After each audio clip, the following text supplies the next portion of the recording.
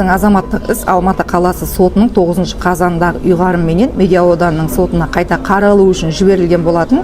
Азаматтық істі жүргізу кодексінің 151 бабының 1 тармағына сәйкес істі өндіріске алу немесе алдырылмау жайында ұйғарым 3 күннің ішінде шығару керек. Бірақ мен ұйғарымды күтіп жүріп 7 қараша күні Медеу ауданының сотына барып, ресепшіден сұраған кезімде сіздің ісіңіз өндірісте жоқ деп жауап берді. Мен ұйғарымды көрсеткеннен кейін жоғарыда біреулерге хабарласып отыр. Ол кісі келіп, базаны қайтадан көріп, иә, сіздің ісіңіз өндірісте тұр.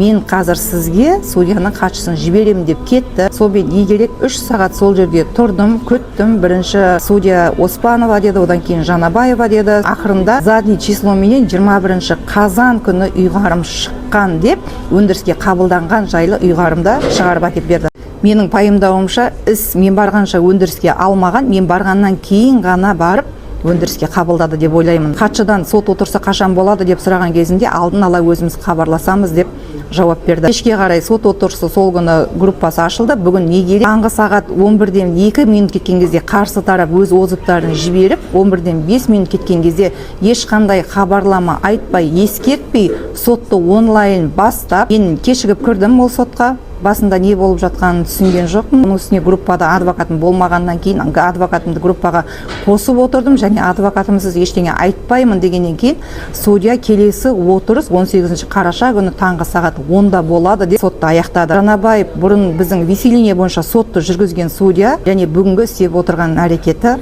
мынау. Табакова мен Тапаеваның осы күнге дейін жасаған заңсыз әрекеттері аздай, бүгін де сол баяғы әдеттеріне салып құйтырқы әрекеттерін жасап отыр.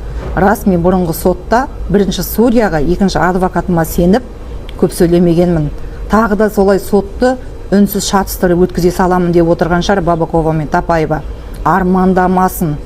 Мен жанымды тоздырсам да арымды көрінген адамға таптатпаймын. Сондықтан қандай сот болсаңыздар да адами қасиетті алға тарта отырып адал қызмет жасаңыздар, құрметті судьялар. Ал Жанабаевтың бұрынғы және бүгінгі әрекеті үшін заңды түрде қарсылық білдіремін.